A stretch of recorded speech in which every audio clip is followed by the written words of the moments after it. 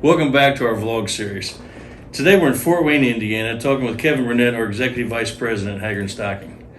Kevin moved up here in 1981 to get things started. It was going to be a temporary stay, and I think it's kind of working out for him, and we have a fantastic reputation up here, and really excited about things Kevin and his team do up here. Kevin, why don't you tell us about the move up here and how you got started?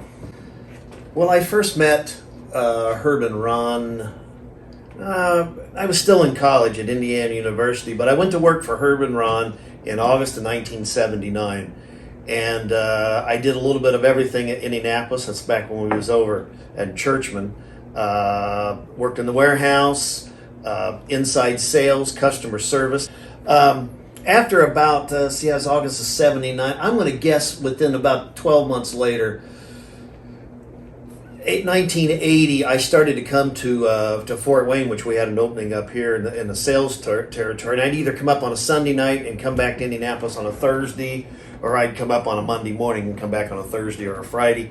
But it was pretty obvious after we'd been up here for maybe 6 months or so, solid, where we was here weekly or every other week at the least, that the feedback was if you wanted to participate in this marketplace and you wanted to sell here, that most of these businesses around here tried to buy locally, meaning within the city, then within the county and within the region. And they tell me it'd be a difficult proposition to be buying what they needed up here, supplies, MRO from Indianapolis, when they had so many choices up here. In all your time here, Kevin, you have really done a great job building on what our core competency at Haggard Stocking is and what our reputation of specialists in engineer cutting tools. You guys are heavily involved in engineer cutting tools up here, specials. Throughout the company, we are getting more and more involved in MRO supplies and integration. You're doing some of that, but you have a fantastic reputation up here on engineer cutting tools. Why don't you tell me a little bit more about that? Most of the same people I worked with and got support from in central Indiana were non-existent in northern Indiana. So we were kind of left on an island where you basically had to fend for yourself and learn the product. So what did you do at that time? You couldn't click on the internet. It wasn't available.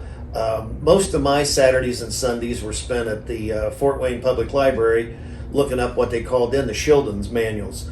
Big books that had, I'll give you an example, a diff case. We did a lot of hard turning on a differential case, and I had zero idea what a diff case was other than what I was already machining, but how it worked. How did it function? How does a car turn a corner?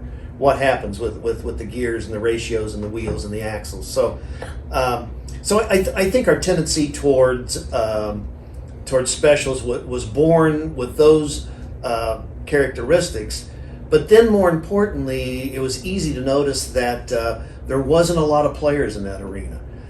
The more complicated, the more complex.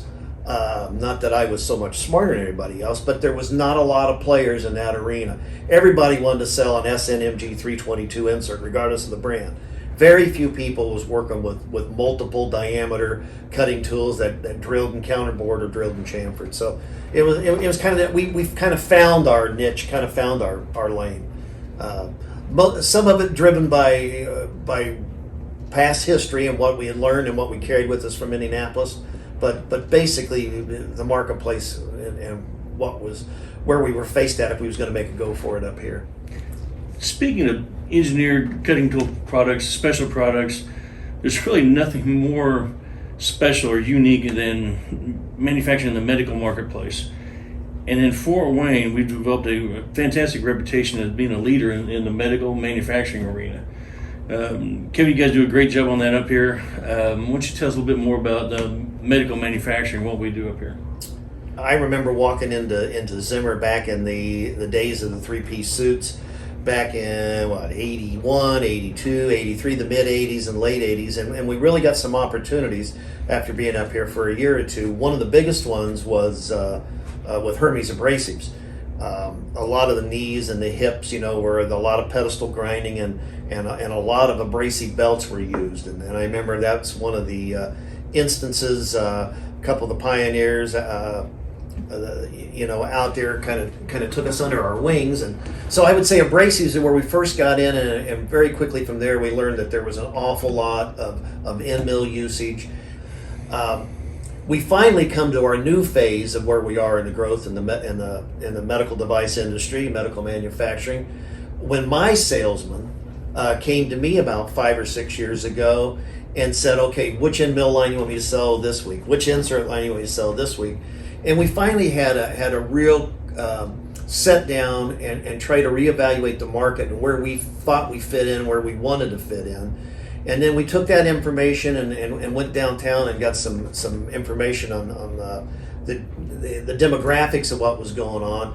172 Tier 2 and Tier 3 medical device manufacturers in 9 northeastern Indiana counties. And that pretty well sealed our future, at least for the last 4 to 5 years and the next 5 to 10 years, on where we want to go in this marketplace. We're going to go with who's here. And I think that all of us up here has learned a lot more about machining titanium and machining stainless steels and machining chrome cobalt. And now we've got the different plastics and we've got the PEEK and we've got all these new materials. But it's ongoing, it's refreshing. You're working with things that actually do help people, to move, that are immobile or hurt in an accident. And it's kind of fit in with our style. And I think probably to finish the question, I've had 3 salespeople up here that's grown up in it. I say we have a young sales force, but what are they now? 35, 38, 40, 41 years old. But you got to remember, these guys got 10 to 15 years experience, and they've been calling on these places. And most of the medical device manufacturers are ran by young people, engineered by young people, and the machinists and everything are young people. So we've kind of found a niche at the right time, and we've kind of joined together. We move together, together on it. Okay, well, we do some exciting things here in Fort Wayne, as well as all of Haggard Stocking. But if someone came up to you and said, "What sets Haggard Stocking apart here in the Fort Wayne market? What's unique about your operations?" Also, if someone came to you and said, "What sets Haggard Stocking as a whole apart? What's unique about Haggard Stocking? What sets you guys apart?" How would you answer that?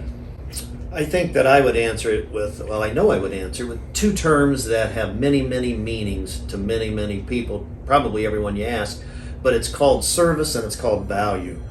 From the service end, remember, it's not good enough anymore to show up at the right place and quote the right item and invoice it correctly and ship it correctly and get it there.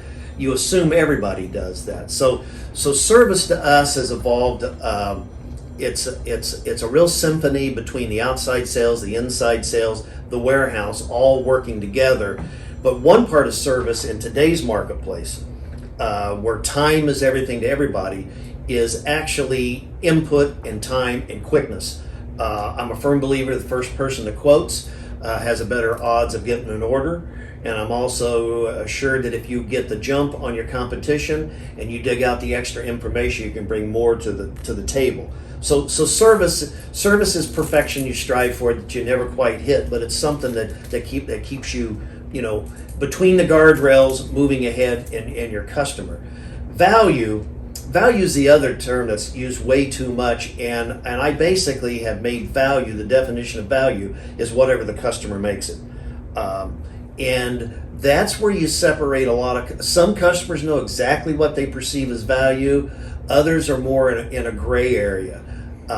But I think it's important for us as an organization to have, I've got it up there on the board, a supplier's value and our effectiveness is related to how much we know and understand about our customer, the products they make, the processes they use to make those products, and their end users, and what their end users, their customers, demand of them.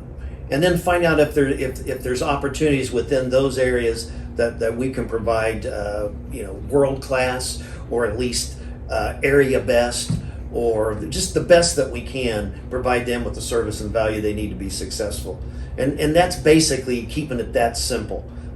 Engaging with your customers, what do they value, what do they need, what do they see their problems are, because we don't have the panacea to walk into a place we've never been to before, where we're not well connected and know what all their problems are. And it changes from time to time. You have to keep asking them. So good communication. And I think that's what clearly sets us apart. And I mentioned a little bit earlier, our guys being able to communicate with the same age group, the same generation, is really invaluable for us.